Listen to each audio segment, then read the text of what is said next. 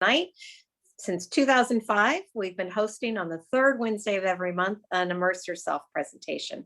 And tonight we are going to be focusing, our presentation is on women in maritime archaeology. We've had some wonderful sponsors. Thank you, Upper Keys Business and Professional Women. They are an organization that come together and inspire women professionally, personally, politically, just give them some strength and confidence and mentoring. And there's a lot of networking going on. So thank you, BPW of the Upper Keys. They've also helped sponsor highlighting women pioneers in the exhibits, going back to 2014 when we got a grant, and they've also been doing some networking at the museum. So thank you, Upper Keys BPW, for all your contributions, your participation, and being part of the History of Diving Museum support team. So tonight we'll introduce Captain Laurel Seaborn. She's a maritime archaeologist. She's going to walk us through history. She's done some different presentations on women captains in the past, and tonight we're going to be learning some new things. So thank you for joining us, Laurel, and I'm going to turn it over to you all. Okay, first I am going to, before I turn it over to Laurel, just a little bit of housekeeping for everyone. At this point, I am going to mute it.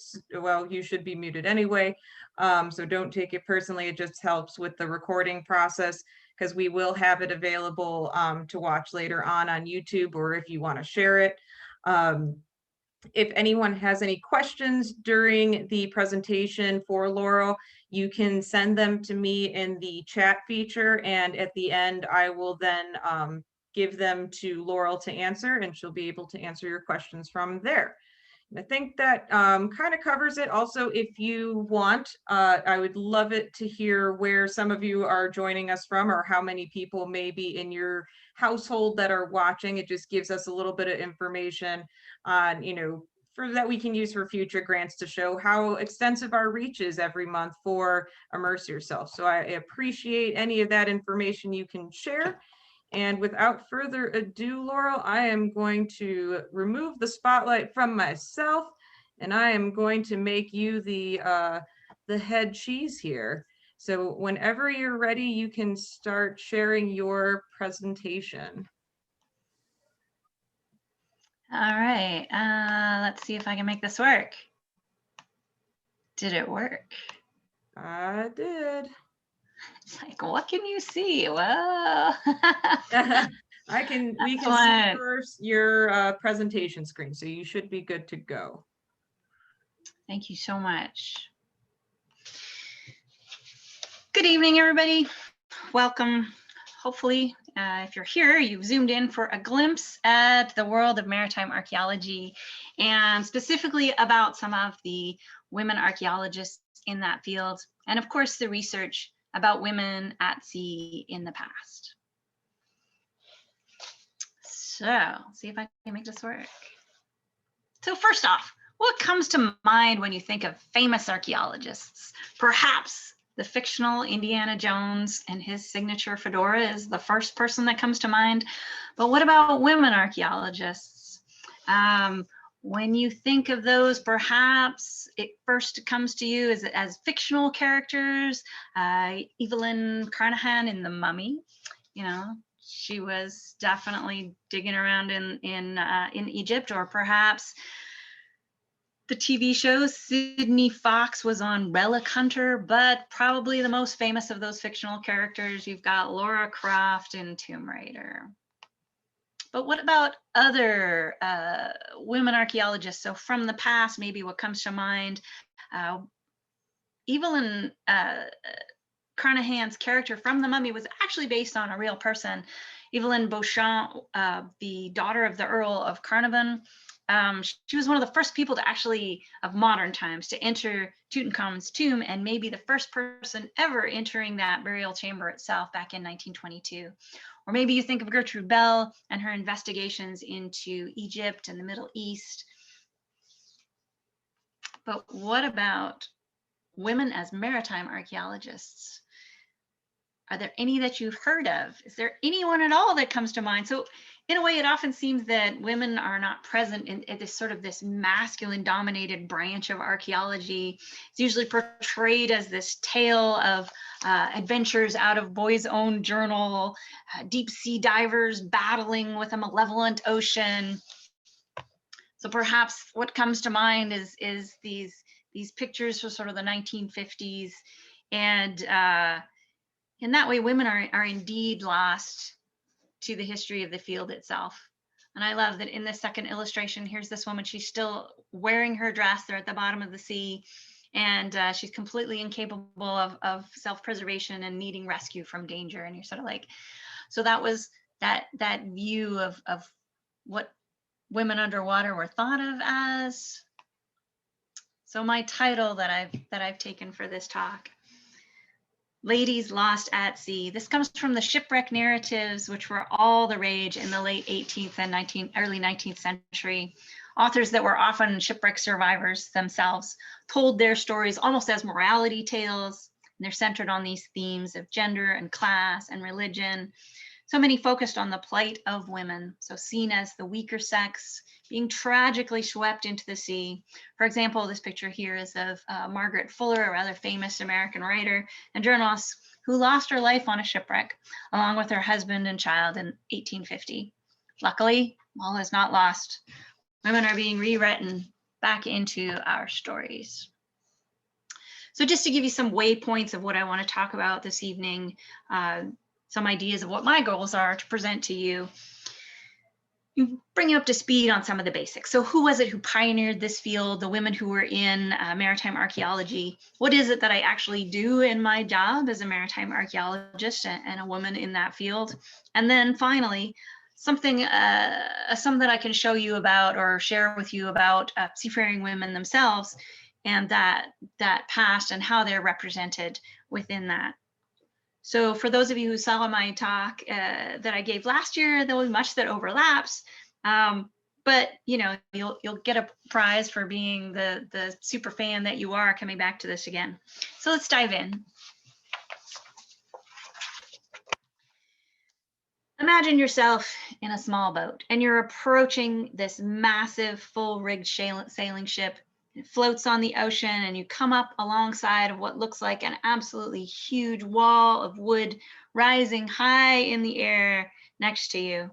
A chair on ropes is lowered for you to sit on, and you're lifted into the air. Swaying with the motion, you go up over the side, leaving everything you know on shore behind you, your friends, your family, and you step on the deck of this ship for the first time. The planks are beneath you, the towering masts are above you as it sways on the waves.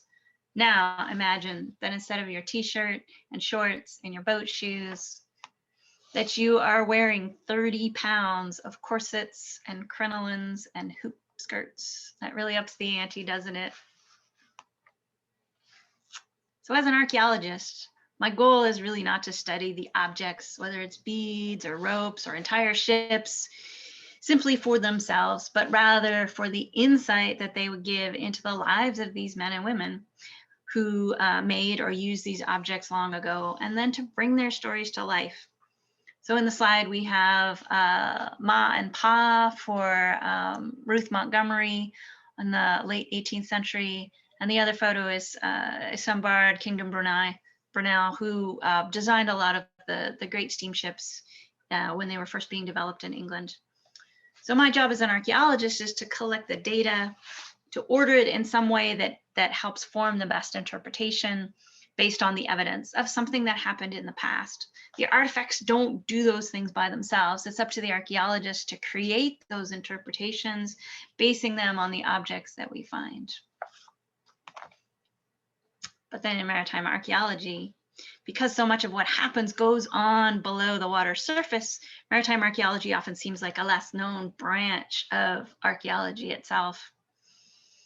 But of course, there are some very high profile sites that capture the imagination of the public. Perhaps you've heard of the Titanic, and Bob Ballard, the original explorer of the wreck found in the 1980s.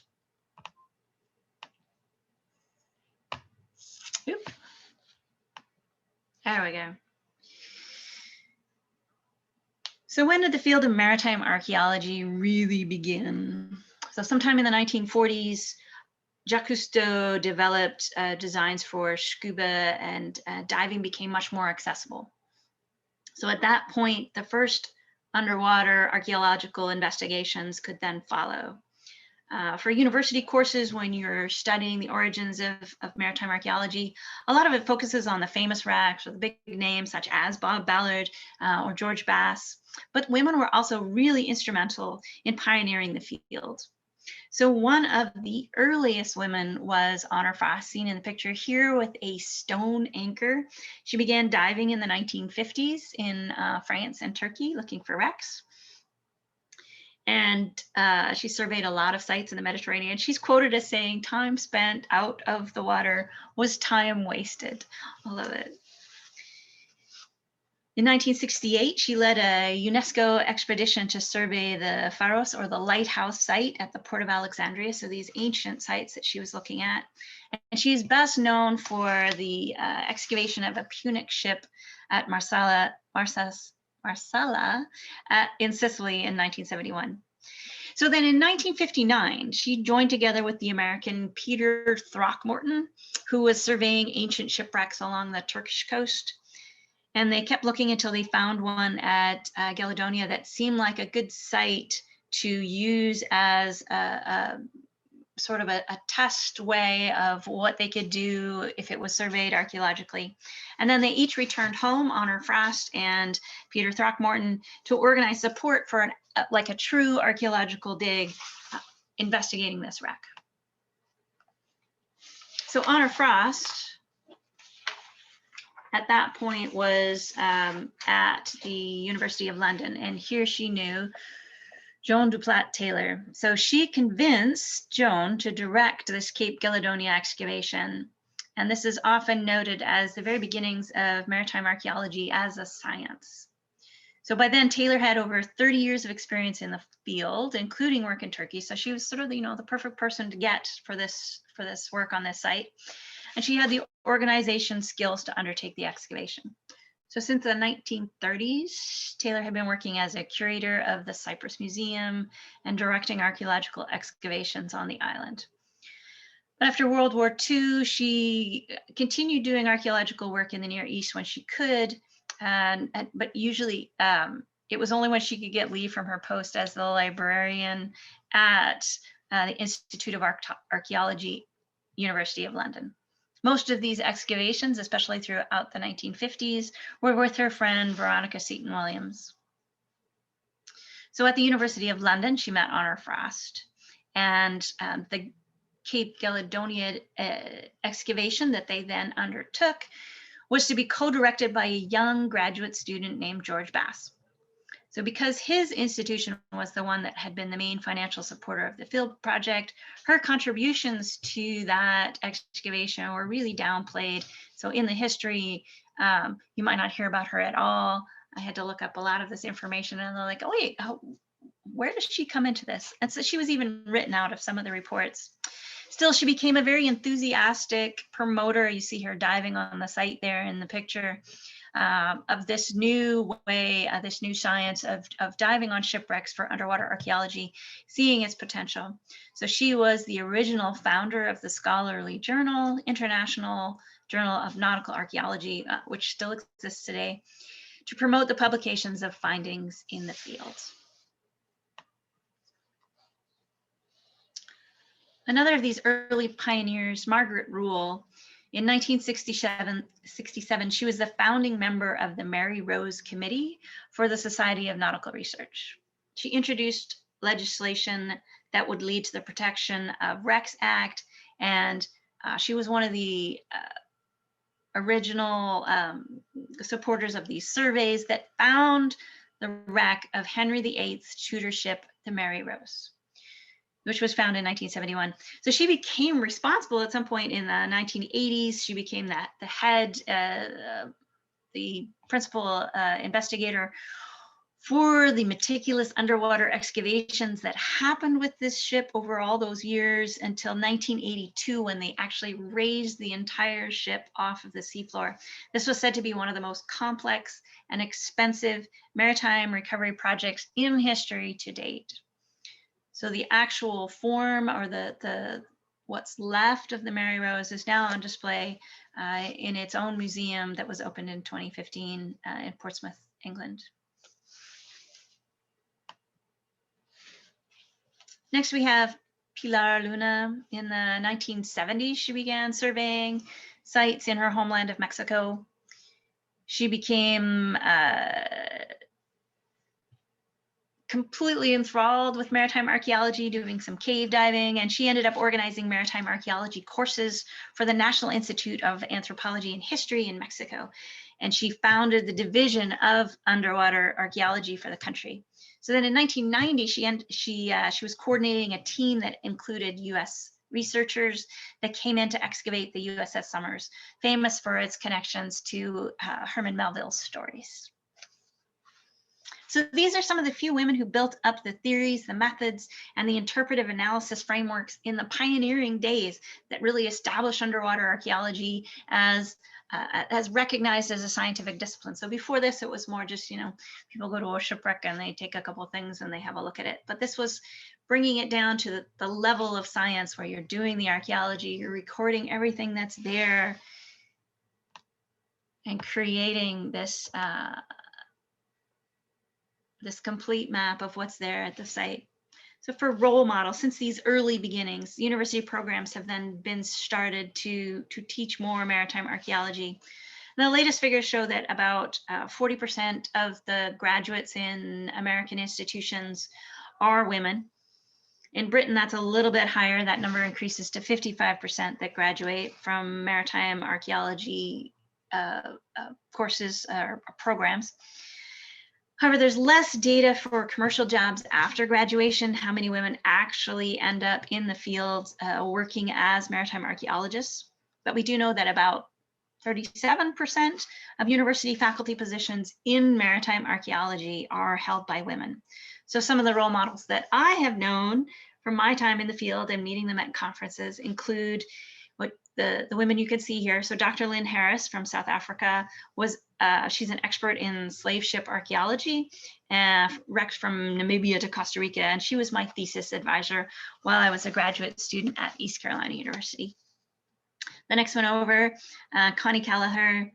She is the maritime archaeologist of Ireland. They don't have anyone else. She's it for the entire island.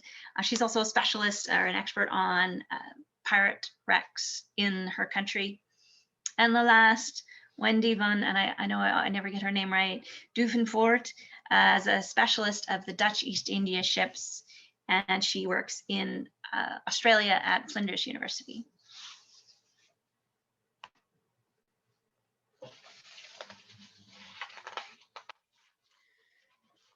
From these humble beginnings, from these university classes, people who have gotten direct training or perhaps not, the women who do currently have careers in the field, there are a few, but I've chosen these three that are on your screen. And a lot of times they might be the only women on their team. Luckily, with the prevalence of social media, it's easier to stay in touch with your women peers around the world. So the Australian women actually set up an underwater online site called WOMAST. Some of the other inspiring women in the field include Dr. Ayana Flewellen, and again, I'm not so good with pronouncing names, my apologies, who together with Justin Donovan started Diving with a Purpose to focus on the protection, documentation, and interpretation of African slave trade shipwrecks and the maritime history and culture of African Americans. Justin gave a really inspiring talk at the History of Diving Museum, which I saw. It was great. Next to her, Dr. Deborah Spickel. She works for the Leon Rekanati Institute of Maritime Studies at the University of Haifa in Israel. And she's recently been directing excavations of like Byzantine era and early Islamic sites in the Mediterranean. And finally, the last picture, Jo Sangka-Prasit works for the Underwater Archaeology Division of the Fine Arts Department in Thailand. And she is the only woman on the dive team. And they've been working on recording and preserving artifacts showing the trading from the Sunanana Bhumi, again, pronunciation turn, the kingdom that is now southern Thailand, and the trade that they had with India over 2,000 years ago. So some amazing work that's being done out in the field. So now that you've met some of the women out in the field, let me tell you a little bit about some of my work as a woman in maritime archaeology. I went back to university in 2010 and decided to get an education in this field and began working mainly on shipwreck sites. So what does the job require? What do you need for this? Personally, I believe that the work really it just demands a whole bunch of patience, perseverance, and enthusiasm for what you're doing. I'm not sure if I would do it if I wasn't totally enthusiastic about this field and the research into all things maritime. So you can see a full grid laid out there over a shipwreck, recording everything that's in each little square and the diver who's over it, taking photos of each spot. So if the site is located underwater, diving, of course, is a key skill, but the tools will be a little different than what you'd see for land archaeologists. So instead of a trowel, it would be a dredge pump or an airlift, moving the sand very gently out of the way so you can see what lies beneath. And of course, unlike Indiana Jones with his fedora and whip, these are replaced by dive hoods and knives to cut free from entanglements if needed. So just to give you a little insight into where I came from and how I got all into this, let me take you back to the beginning. My parents actually moved us onto a sailboat. So when I was really young, we didn't have a house at all. We lived on a large 50-foot sailboat. And so that feeling of being on the water, in the water, around the water, I have this big splash theory that I got so deluged with salt water so often that I became saturated and I have to stay near the ocean or I'll dry out. So from those early days, I went on to work on tall ships, and after learning the ropes, literally, I began working in sail training. I'm actually the third from the left in that crew photo. We're about 60 feet off the deck there. I also worked on a couple of ships that took part in filming historical fiction, the Cascalot and the Gazella seen here. The first we sailed from England to Malta so that we could participate in one of the many, many versions of the Count of Monte Cristo. And the other ship we took to Nova Scotia to film The Widow of St. Pierre. So although I'm currently not working on tall ships, I still teach sailing and I work as a captain here in Florida Keys. I just found all of this history fascinating, all of this maritime past that I had been subjected to working on these tall ships. And I really decided that I wanted to become a maritime archaeologist. So I came from sailing on top of the ocean to looking at what happens on the bottom when some captain has a really, really, really bad day.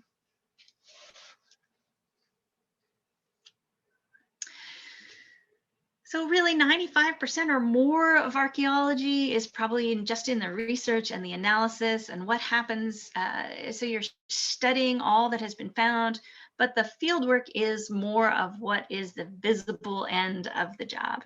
So in order to describe what's involved in maritime archaeological research and the excavation work, I'm going to use some examples from the following wrecks that I have been a part of. So Blackbeard's flagship, Queen Anne's Revenge, the Swedish warship Vasa, and a couple of schooners that I've worked on in Massachusetts. So first off, in case you've never heard of him, the pirate Edward Teach, aka Blackbeard, was perhaps the most notorious of sea robbers who ever plagued the seacoast, right?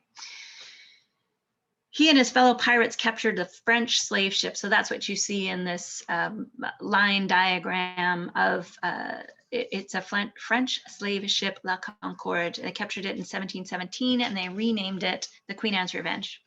Even more prized than the bag of gold dust that they pillaged from the officers on board, the pirates kidnapped the ship's surgeon, but they needed more than his knowledge. So at the port of Charleston, they actually blockaded the port and they seized several ships And for the demands for ransom was they wanted chests of medicines. When these were delivered, Blackbeard's fleet headed north.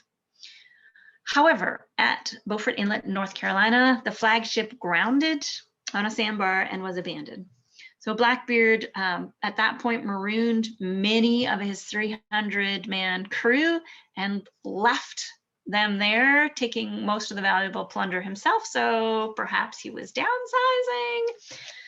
Only a few months later, he was finally defeated by the Royal Navy, who was hunting him down, ending his 18-month career. It's amazing how famous he is for that short of a time out as a pirate. While I was working on the Queen Anne's Revenge, it was considered a site for full excavation so that all of it can be preserved. They wanted to make sure that nothing would be swept away every time hurricanes come through and the bottom shifts, things were getting exposed. But currently that excavation is on hold. The wreck was found in the 1990s and the state of North Carolina took over the investigation. I was part of several seasons, the field seasons that brought up artifacts such as what you see here. This cannon is being lifted off the bottom after being down there for, what was that, 300 years? Yeah, it was down there a while. So what does a typical day look like on the project? Each morning we loaded up this dive barge with all our gear and we headed out to the site. It was about a mile off the beach, so it wasn't that far. And on deck, we needed to make sure we had everything that we possibly could loaded up and ready to go, coils and coils of hoses for those dredge pumps, along with the other gear that's needed for the daily tasks. We also needed all of our personal dive gear and full face masks that we used so that we could talk to each other along with the team that was on the surface. For those who do more technical diving, this was actually quite a shallow spot and it was air only. Archaeological sites that are underwater only require, for this country anyway, AAUS scientific diving certifications, not commercial diving. So finally, we would get the barge moored up on that site and it was time to get in. However, sometimes not much happens. The Queen Anne Revenge site is actually at the mouth of the river, so a lot of times the sediment that's coming out completely would block the visibility. And on days like this, we just couldn't work. So we'd have to pack up all our gear and head back to shore. Luckily, on most days, we could see maybe 10 to 15 feet. This is not the picture you see in front of you. But even on other days you would only have 5 feet, so I wouldn't even be able to see my like hot blue fins that I have. So on that left-hand picture, you can see there were lines all around the site so that you could follow lines from one place to the other one. This one is at the 90-foot mark. At times it was so murky that you would have to like rise partway up to be able to see your gauges out of the murk. And parts of the wreck there were submerged under the sand, so if the sand shifted over it, so basically you have to have a dredge pump to move that sand out of the way. So which is what they're showing here. You would end up gripping like this massive vacuum cleaner hose with this 6-inch intake just to suck the sand out of the way. So you could ride it like a horse, gripping it with your knees, and then you'd stuff it into the top layer and kick down as hard as you can. Whichever way you did it, you want to make sure that you got nothing of yourself in front of the hose, at which point it would suck off a glove. I mean, it probably wouldn't, the few times that I did that, yeah, it wouldn't hurt much, but you get sort of embarrassed because the person who's up top finds your glove up in the sluice if it's the smaller hoses. When we actually got to the artifact layer, we had to slow down, make sure that we switched to those super small hoses. So anything that went up through the dredge pump would go through a sluice box up on deck. So these sluice boxes that were there would capture any of the small artifacts. So if you did accidentally bring something up, we were working within a very small square, the 5-foot by 5-foot area. So anything that came up would be then labeled for that square itself.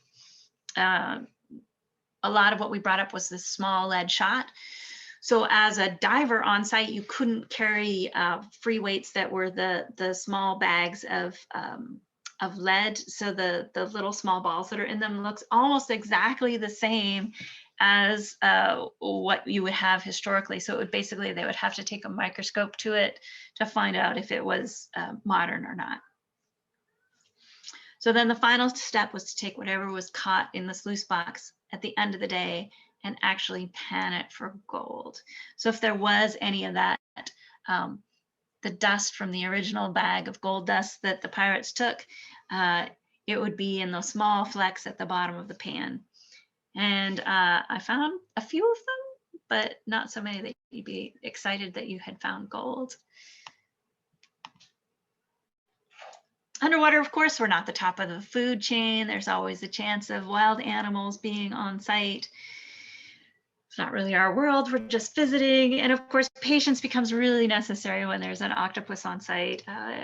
If you're very intently drawing the area that you're in and you look away even for a moment, he might sneak up and drag off your scale bar, which he did. Of course, everything on site, in order to be done as an archaeological project, needs to be very carefully recorded in situ as we find it without moving it at all. Its shape that it is in relation to everything else on site. You can see we're all crammed into this very small area, getting a look at a wreck site that's actually in the Dominican Republic. This is not the Queen Anne's Revenge. Crystal clear Caribbean waters, right? So then anything that was part of the full excavation on the Queen Anne's Revenge was then lifted to the surface to be preserved and placed in the museum. Once it had all been recorded, it could then be lifted. So some of the bigger objects took a heck of a lot of teamwork. So this is a NOAA ship that came out to assist us that had a very large crane on the stern. Gets a lot of media attention when you're bringing a cannon up off the bottom. But then on any given day, we were bringing up smaller pieces. And some of what we brought up were syringes and the mortar and pestles, which would have been part of that original ransom payment from Charleston that Blackbeard had demanded.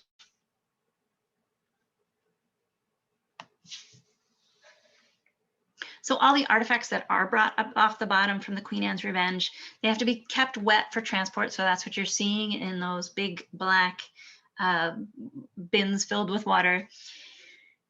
And they all become part of the schedule for further treatment. So they're scraping off the concretions, they're removing all of the salts from the objects.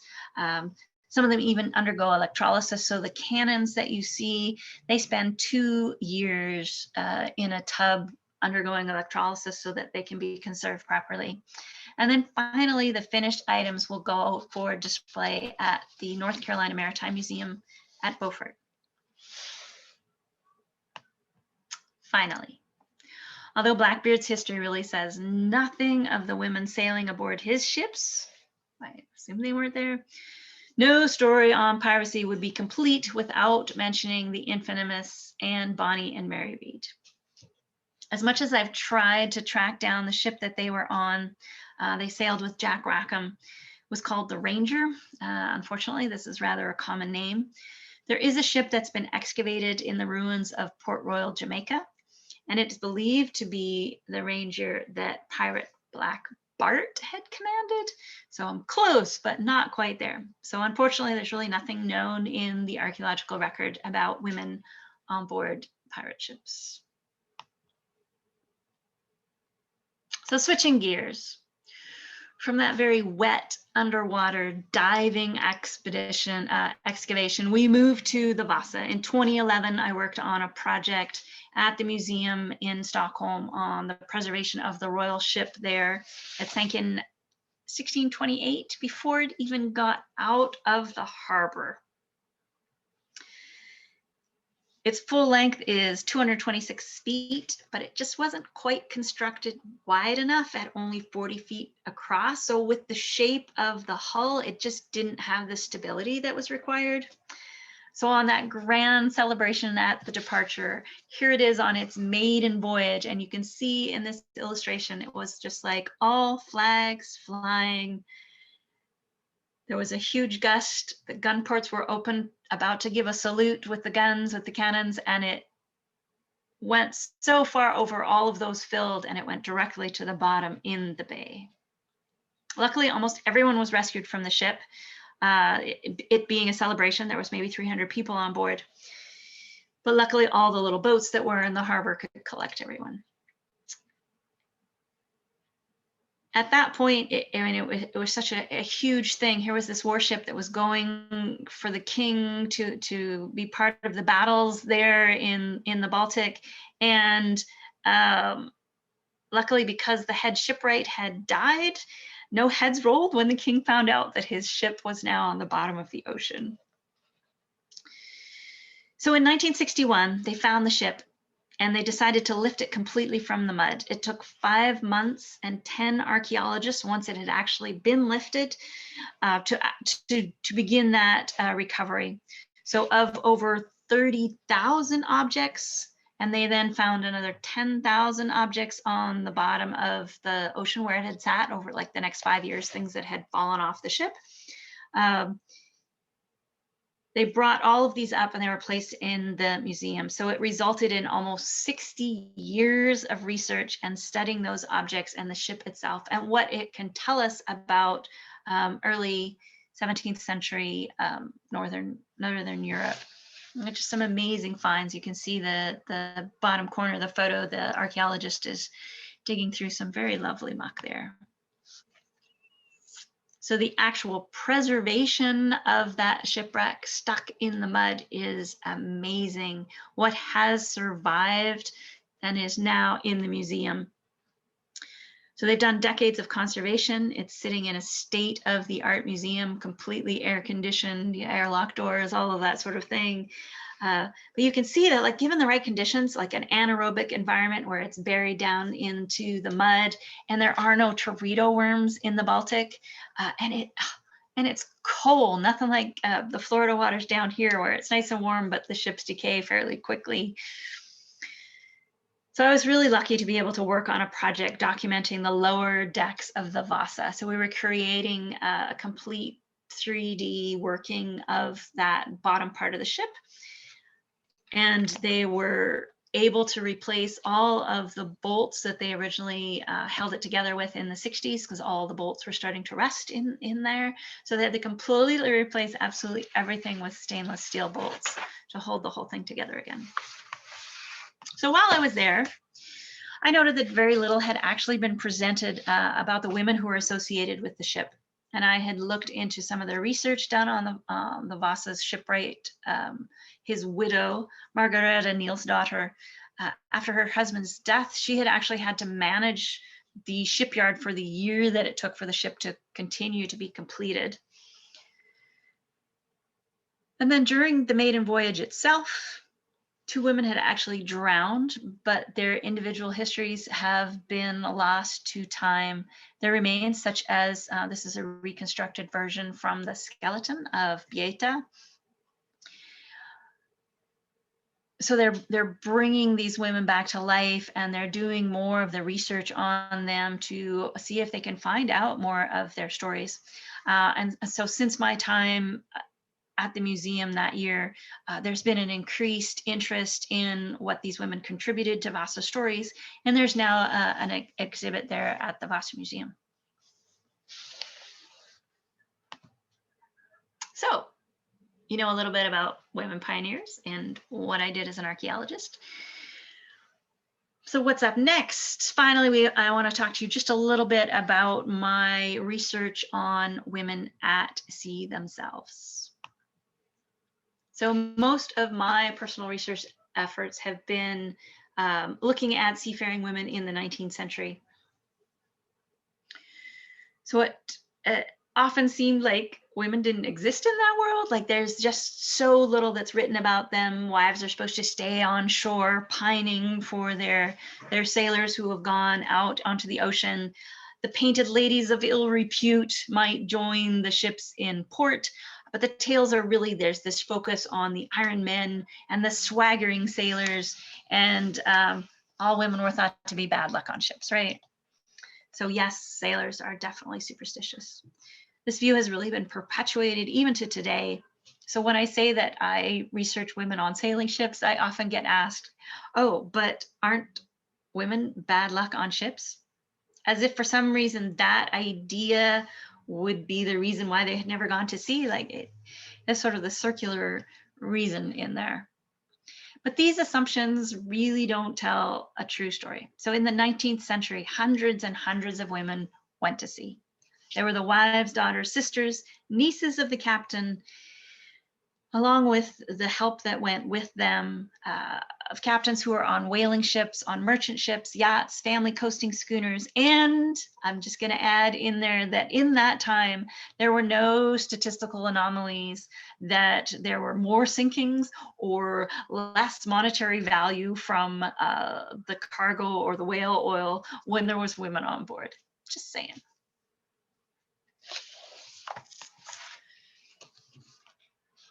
So my efforts have been focused very narrowly on this 19th century, but there are other research who have done further looking into ships in the past, further past, such as the 17th century. You have the pirate Grace O'Malley, a chieftain in Ireland who basically terrorized English shipping at the time, and ended up going to have a chat with the Queen at the time about having her son freed from prison because their ship was caught at some point. However, this focus that I have really, I've been looking at the 19th century itself because the archival research is there. I can go to these museums or libraries that hold their journals. So many women wrote during their voyages to sea.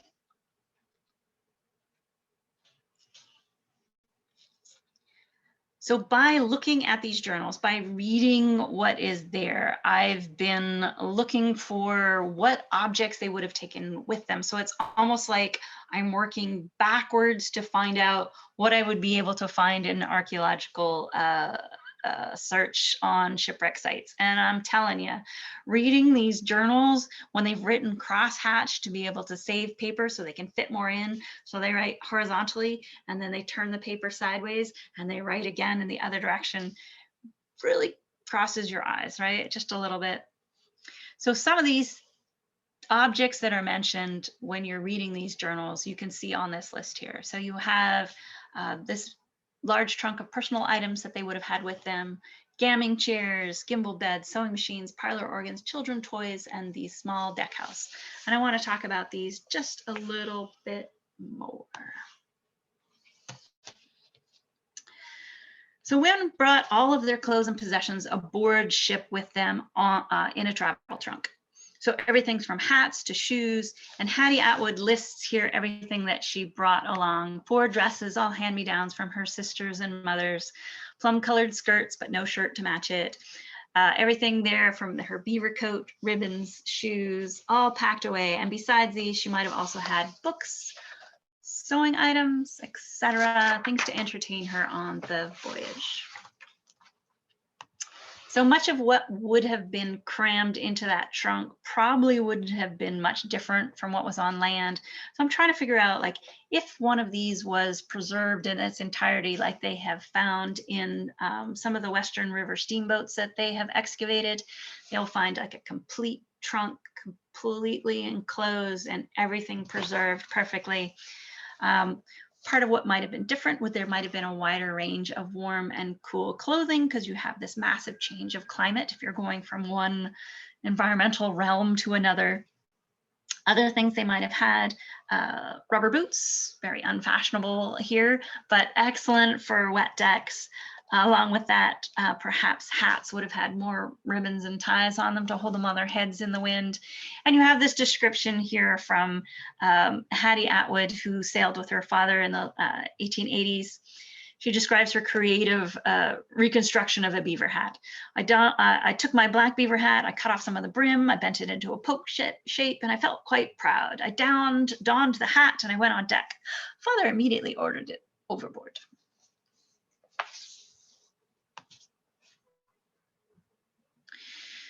So Victorian women were both confined by their social class and the dress that they had for these fashions. So wearing one of these things would be almost impossible to get down a ladder going into a ship. Where you would move about in confined spaces might be extremely difficult. By the late 1850s, like you see here, these magazines such as Godey's Ladies Book set these fashions of huge skirts, which drove up the prices for whalebone that was used to make the hoops that encircled the skirts. So here you have Mary Lawrence, a whaling wife, praising this increase in revenues that they had due to the skirt movement. These ladies are to be thanked for that, and I presume all interested in right whaling are truly thankful for this skirt movement. May the fashion long continue. Of course, they didn't, and at some point, one of the captain's wives asks her husband when he comes back from shore after maybe 6 months out at sea, she's like, well, how does it look? Is anything different? What should I know? And he's like, I don't think you're dressed quite right. It doesn't look quite right. I don't know what it is though. And so when she got ashore, there was no more hoop skirts. It was gone. The fashion was over. And she was literally tripping over her own skirts that were meant to support hoops, and she didn't have them anymore. Yes, they would be a very impractical way to dress on the ship. So most women wore like what was called a wash dress. So the first description in which I had you imagine yourself arriving aboard the ship, being lifted up aboard, this was called a gamming chair. These would have been mainly used on the whaling ships, and the description is taken from Eliza Williams, one of the whaling wives. So the word gam actually refers to a meeting of whale ships at sea. So originally a gam was a pot of whales, and then it became referring to the whale ships. And there they stopped to exchange news, to visit each other. And for women at that point, hopefully there was another whaling wife on the ship next to them, and they would be able to visit. So it had to have this bottom underneath it. So here you see it looks like a little barrel that you would sit in. And so all of her skirts could be tucked in. And as she's lifted over the side, no one can look up her skirt. On merchant ships, they were just not used as often, or they just, at least they weren't mentioned. Most of the ships usually pulled into the docks, and men definitely wouldn't use it. Another consideration on the ship that was inherent to being at sea was how much wave motion there was. So one of the remedies for that was building your wife a gimbaled bed. So the whole bed would move with the sway of the ocean. And here's the son of one of the whaling wives, Jamie Earl, describing his mother as she became adept at freeing the bed when it swung so far that it stuck up against the cupboard on one side. She would put out her foot and pry it loose again so that the bed could swing free once more.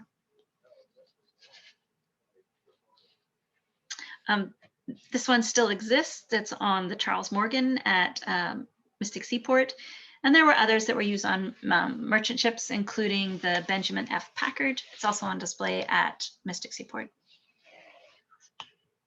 These next two items would have been the same as what they were on shore. Most likely they would have been brought from home. So in the 19th century, this playing of a parlor organ actually became like an attribute of ladydom. It was something that you did, like what is it, Edwardian era needlepoint. It was the same sort of concept.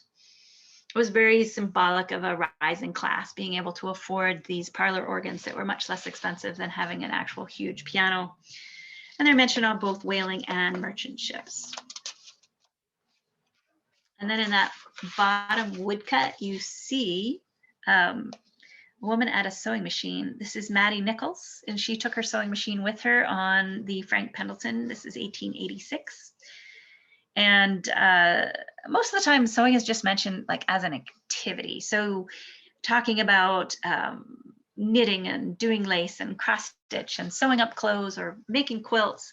But here we actually have reference to bringing the sewing machine on board the ship. Maddie Nichols was definitely an amazing woman. She was a career captain's wife. She sailed with her husband for 14 years on the ship and viewed the ship itself as their home. Three of her girls, two of them were born on the ship.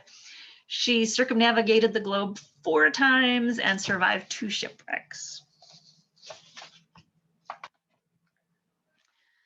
Finally, we have these small deck houses. So these are mostly on the whaling ships as a way to mitigate seasickness. So when you're down below decks, there's all that whale oil smell and it's all sloshing around. And so for these whaling wives, this was a way to escape that. You're out on deck, there's more air circulation, you can look out at the horizon out through the windows, and they're really small. They're basically tucked into a corner wherever they can fit them on the deck. And here Mary Brewster expresses her absolute delight in having her own space. I have no occasion to go below, and I'm entirely separate from the officers. So perhaps a little tiny bit of privacy if she closed that door. So from all these objects, this idea of, you know, what is the human behavior? What are we looking at? What are we determining from that for our archaeological analysis of what we see happening at sea? So from all of these objects, we're expanding that story of how women lived aboard. And it tells us some of what wasn't written down in that time. So women would have contributed as nannies, nurses, and navigators. So especially items for children, finding them at a shipwreck are some of the best proof that women would have been on board. It's very unlikely that a child would have been there without a mother, unless it's very tragic circumstances. So in most journals, due to Victorian propriety, the ones that I read, there's nothing mentioned at all about pregnancy. They just sort of announce that there's a new child on board.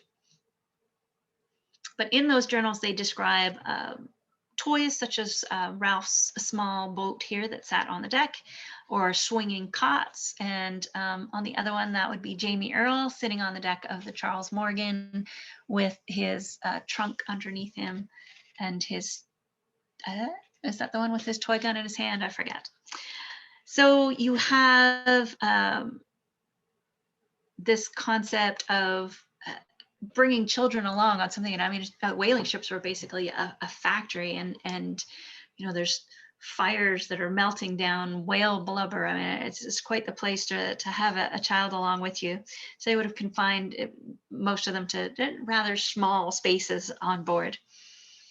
Nannies themselves seldom wrote a separate journal that became part of any archive that I could find. The only one that I did find was a niece of the captain's wife who came along to help with the children. Any nannies from other nationalities or cultures would also be very difficult to find in the historical record. But they are occasionally noted in journals. Here, Lucy notes that her help had been, the help had already been fired, and so they're getting new help. So the captain, once they get to port, her husband Benjamin is hiring out a new cook, and Amma is a nanny, and a cabin boy to help out to replace the nanny and the stewardess, or the steward, that they let go as soon as they got to shore.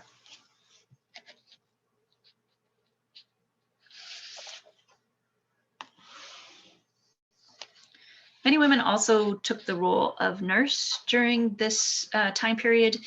It was basically put up as something that was acceptable for women to do. So they would aid the family themselves and injured sailors, binding wounds, applying plasters. And you have this description from Mary Rowland that one of the sailors requested a dose of each of calomel, julep, castor oil, cream of tartar, which cured him. And this dosage, I'm sure, I think would have killed me. So in 1852, Godey's Lady's Book basically touted the study of medicine belongs to women's Department of Knowledge. So a medicine chest would have been something that was, it was basically mandated at some point aboard American ships, and it would have come with this manual of instructions of which bottles you were supposed to use to cure the crew of their ills. So it was, you know, pretty much a matter of like, you know, bottle A and bottle B if these symptoms are seen. Illness can be a real problem, spreading in all these close quarters, and of course, absolutely disastrous if the captain succumbed to it. As a safety measure, the captain often taught his wife or daughter to navigate, just in case something happened. And some seafaring women actually did have to take command if their husbands fell ill. So, you know, you really want them to stay healthy, but if not, the wives were able to navigate to make sure that the ship would arrive at a destination or somewhere else that was safe. So the most famous of these incidents was Mary Ann Patton of Boston took command of a clipper ship for over 50 days. And so this was written up in the New York Times in 1857. She brought the ship around Cape Horn into San Francisco.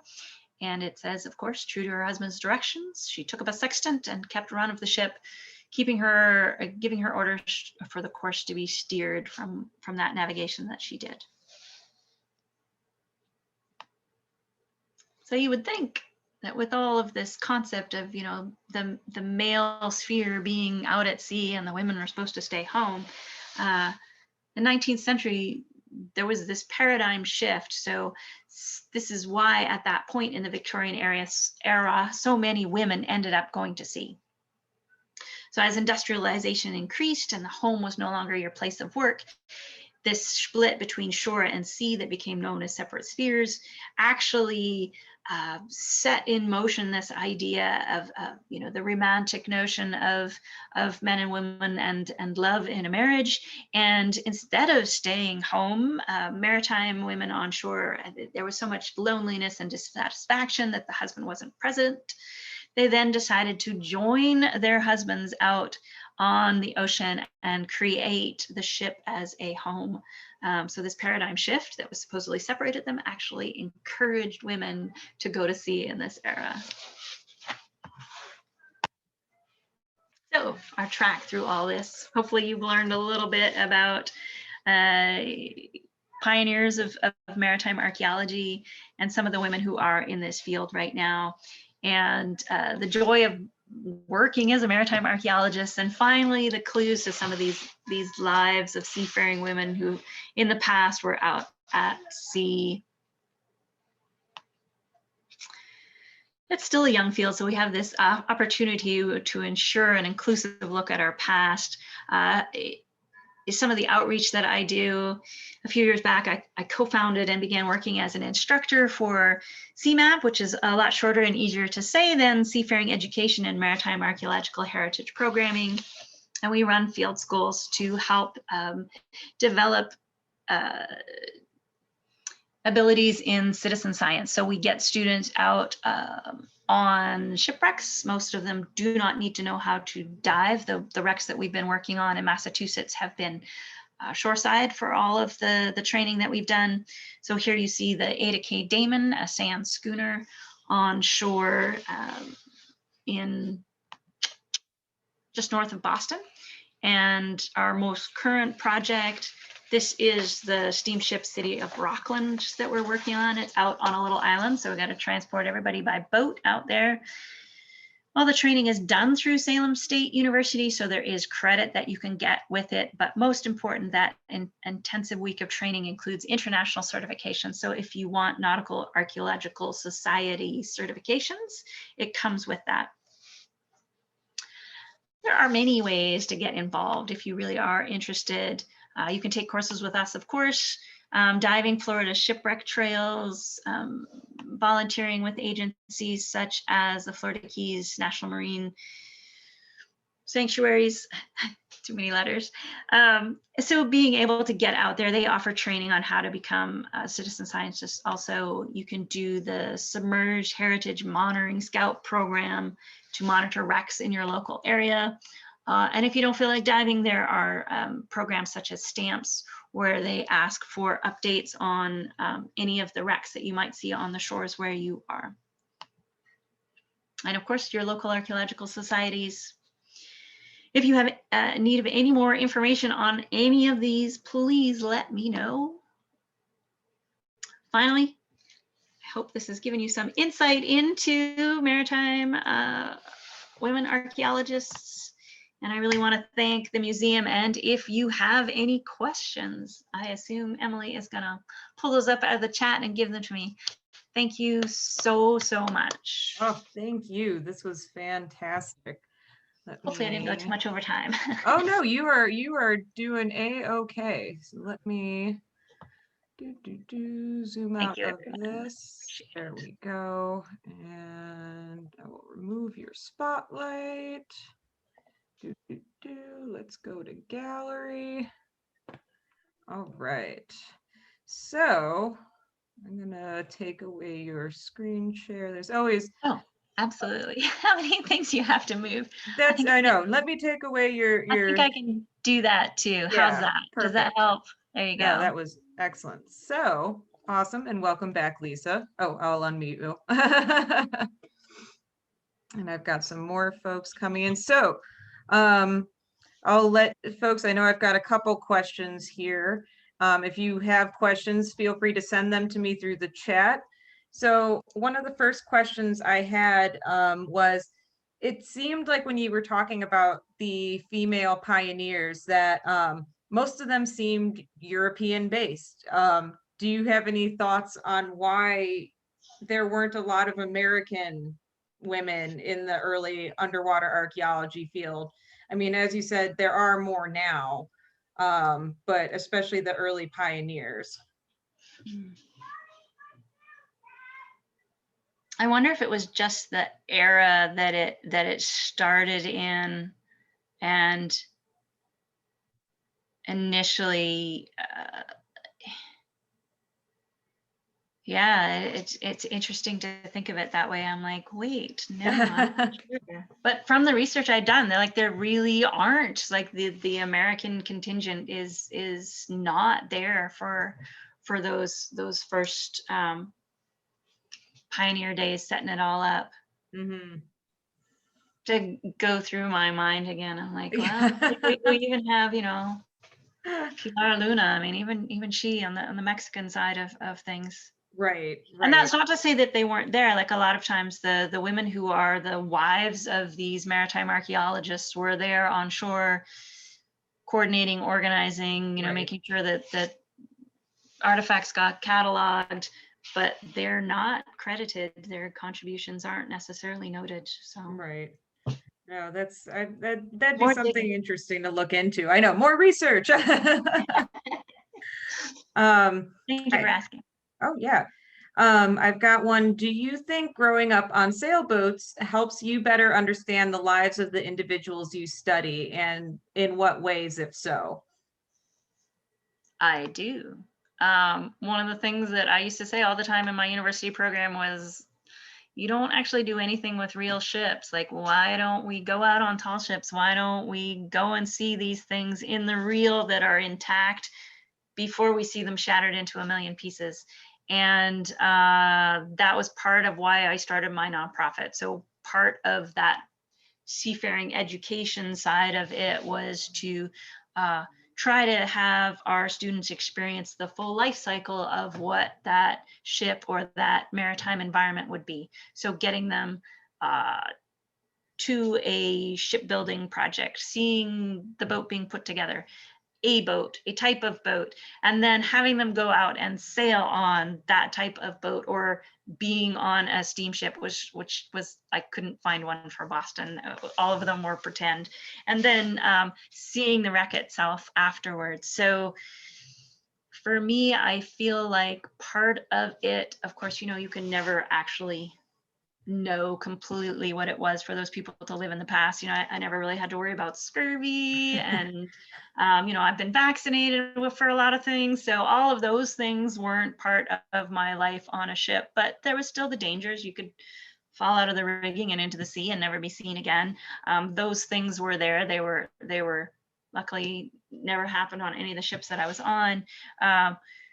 So I think, starting from where I came from, coming in from sailing as a kid and working on tall ships, I think it did give me that little bit of insight into some of it, and being absolutely fascinated with the history behind all those ships. Mm-hmm. No, that's good. I have another question. What watch brand do you use for diving? Example, Rolex or I never know how to say this, Seiko. That no watches. I have a very lovely dive computer that is my watch. I can't remember the brand right now. It's been battered and beaten. I'm pretty sure I need a new one. Archaeology is really hard on your gear. anytime I take it in for servicing, I swear the whichever dive shop I'm at is just like, what do you do to this thing? Like, how much sand has got to come out of this? And yeah, same with my dive computer. It's been smashed about. I'm sorry, I can't remember the brand. It's all right. But I'd love to advertise if somebody feels like giving me. I know, yeah. I'd be happy to. I know, this is a trick question almost, maybe. With the numerous challenges of performing archaeology underwater, what innovations would make the work easier? Ooh. And they're doing them now. There's just some like amazing things coming up. And it's kind of a statement about how new the field is, that we get so fascinated with the gear and the gizmos to be able to do the work. And so like you start to lose focus of like, oh, well, we're talking about these people in the past and that's our primary focus. But like, oh, look at this really cool thing that, goes beep, beep. And some of the things that are amazing is being able to, spin around a ship with an ROV with all those cameras on and create these 3D digitized images of it that are like to within a millimeter. Like we can measure exactly how big that part of the ship is. Just fantastic stuff. And I guess it's going to get to the point where you can fly over the ocean and send a sounding and a radar down. Like now we have to do it, slightly underwater and try to figure out all the parameters for it.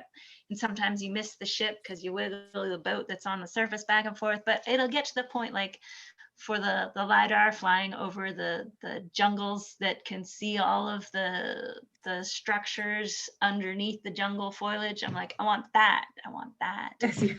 Ground penetrating radar that'll actually like go completely through to the shipwreck under the surface of the mud. Like, and then we won't have to disturb it. We can leave it there, right? Right. No, that's something I've explained to people in the past is, as technologies, enhance over the years. That's why even now when we work on wreck sites, you don't necessarily, unless it's a certain reason, you don't take everything or, disturb everything, because in theory, later on, we'll have better technology that can be less invasive. Yes. So much of what's done now is in situ preservation. You leave it there and, take a sample, take maybe a couple of artifacts that are diagnostic, and that's it, and cover it back up and tell no one. Yeah. And hopefully it'll still be there, right? Right. From Lona, and I'm sorry if I said your name wrong. See, I'm not always good with names either. She said, thank you very much. And she was wondering, do you have any experience with old world such as Mediterranean shipwrecks? I do not. I know some of, but I have not been the archaeologists on site. Malta has some amazing shipwrecks, Phoenician wrecks that are, 2,700 years old, and cool museums in castles kind of thing. And you're like, oh my, it was so much fun. But I have not been the archaeologist bringing up those diagnostics and putting them in the museum. I can't say I've done anything in the Mediterranean. The Baltic is the closest that I've been for old worlds. Right. If you did want to get involved with that, most of that is through Texas A&M University and the INA International. No, it's gone. I know I did my internship with RPM Nautical Foundation, and they do a lot in the Mediterranean and Adriatic. Yes. So they're why I get into it too. Yeah. Well, and this is kind of a neat question with tying into the keys. A lot of times with the shipwrecks in the seafaring women you're talking about are typically, it sounds like, more in the Northeast. Is there anyone doing research, or has anyone done anything with the ships that were passing through the Keys and docking in Key West and stuff, and the lifestyle of those maritime folks that you know of? Yes, Florida archaeology is huge. There is a big department and they are on top of these things. I don't know a lot of the research for what they found, if anything, on women for wrecks in this area. A lot of the archival research that I did, there is mention of coming around through here because of trade through into the Gulf of Mexico, especially during Civil War. So just for like my era that I focused on. And I know, so Pilar Luna and so the Mexican branch of archaeology, maritime archaeology, they actually formed a treaty with Spain. I don't know how else to say that, where they're actually working in collaboration on shipwrecks from all of the Spanish Armada wrecks that happened in this area. So I know that that's also part of what's here in the Keys, but it's all part of that greater, you know, the trade routes that were present in that time period. Yeah. Oh, excellent. So I hope Susie, that answered it. yeah, no, that did, I think. Susie, this is actually an excellent, question. So sometimes the people part of a project can be more difficult than the project work itself. Will you please share some of the challenges of working with a team over a long duration in sometimes difficult conditions? Really? Okay. Well, I loved everybody. I don't know what you're talking about. I think you have to have a sense of humor. Yeah. Hands down. And if there are difficulties, most of these projects are I mean, long term. What's long term? There's only so much you can do on a project, and then you have so much data and so much information that like for every hour underwater, what have you got? Like Oh yeah. 30 hours in the lab to try to figure out what in the world it was about, or more. Like the Vasa, 5 years and 60 years of study, 5 years of digging, and yeah. What can I share?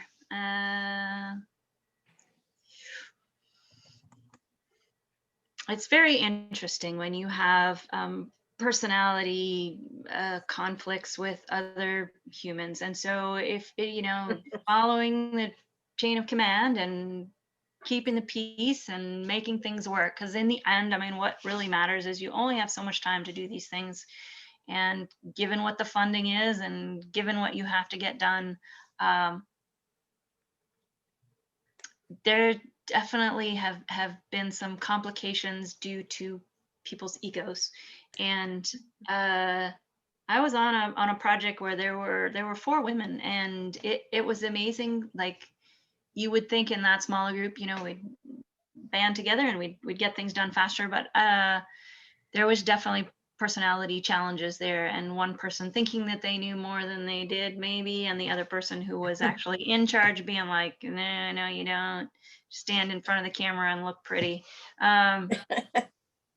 Yeah, to the point where if someone says that they know something and you don't double check, and then I mean I felt annoyed with myself. I ended up, luckily I was the person with the dive fins on, so I had to jump overboard and chase the side boat, which was like a 27-foot little like Parker, like full speed. It's blowing away from the boat off towards the horizon. I'm like, I can catch it, and all just because somebody couldn't admit, like, I don't actually know how to tie this knot. Can you show me this? Like, just tell me. Yeah.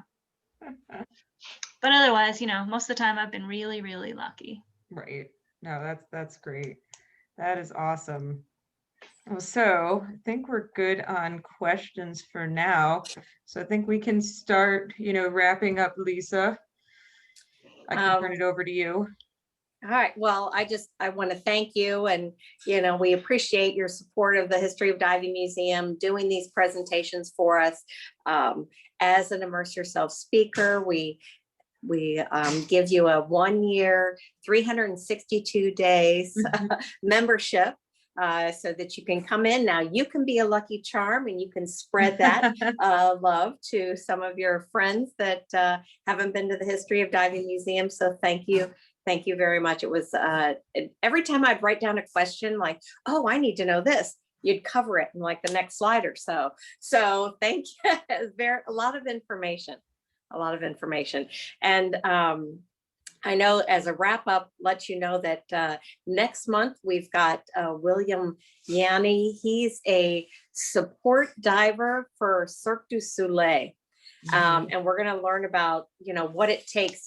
I don't know if any of you have been to O or any of the water related Cirque du Soleils, but it's just amazing acrobatics. It's amazing theatrics, and what goes on underwater to make that happen is going to be an interesting talk. So become a member, get on our newsletter, join us in April for our Immerse Yourself. And thank you, everybody. Emily, you can wrap it up. All right. Well, thank you, everyone. Like I said, I'll have this on YouTube within the next 24 hours, so you can share it and everything, because that's always a good thing to do with folks who weren't able to make it. But without further ado, thank you for all the fish and attending, and we will see you guys next month. And thank you, Laurel. That was a wonderful presentation. I always love it as an archaeologist myself. Well, everyone have a good evening and happy St. Patrick's Day. Be safe out there. All right. Bye, everybody.